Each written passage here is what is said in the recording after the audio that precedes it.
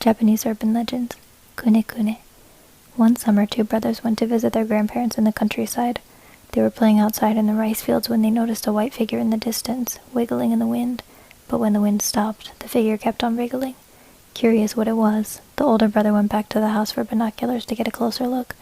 When he finally saw it, his expression changed suddenly. His face turned blue and he broke out in a cold sweat. The younger brother asked what he saw and he said, "It's better not to know." But it wasn't his voice. Curious, the younger brother picked up the binoculars and was going to look as well. Before he could focus, his grandfather slapped the binoculars out of his hand and said he shouldn't look. He brought both boys inside. As the day went on, the older brother began laughing uncontrollably, moving and twisting his body in unnatural ways, wriggling just like the figure in the rice fields. Everyone was crying. The following morning, the parents set out to leave with the younger brother. The grandmother decided that the older brother should stay with them for a few years, then they would release him into the rice fields. As they drove away, the younger boy picked up his binoculars to catch one last glimpse of his brother. Though he was laughing and wriggling, it was almost as if he was crying too. It was the saddest smile the boy had ever seen. As the car drove off, his mind was filled with thoughts of his older brother, but he still had the binoculars over his eyes. It was then that he saw it in the fields, the thing you should never see. This is another legend that came from Nichan in the early 2000s. It was posted with the title, "Wakaranai Houga ii," It's Better Not to Know.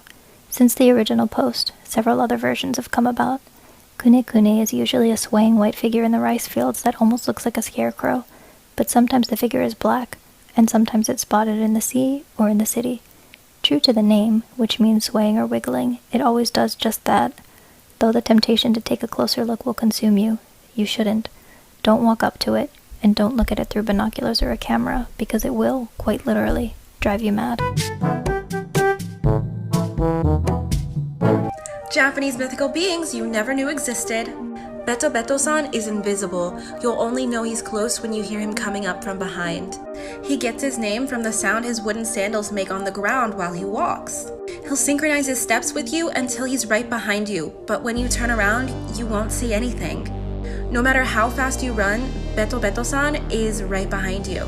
To beat Betobeto-san, you have to simply step to the side and say, "After you, Betobeto-san." He'll then walk past you and continue on his stroll. Betobeto-san is harmless, just a little creepy. That's all for today. Like for more content about Japanese mythical beings. Bye! Japanese mythical beings you never knew existed. Nure-onago literally translates to wet girl. They're girls you can find standing alone in the rain or by large bodies of water, and they're soaking wet. They're said to come into existence out of the sadness that someone feels after losing someone to drowning.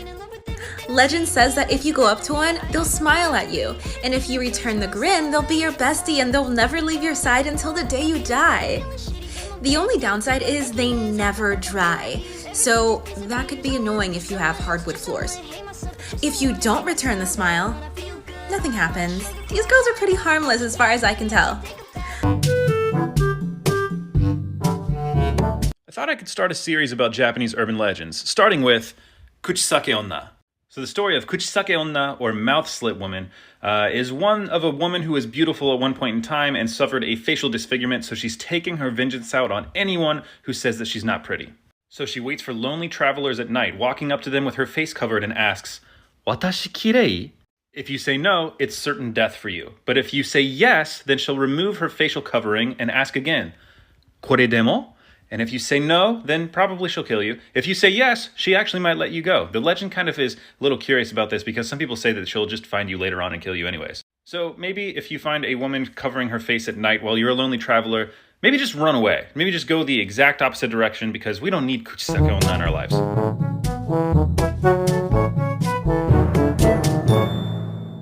Scary Japanese Urban Legends Part 8. Now this is the story of Manto.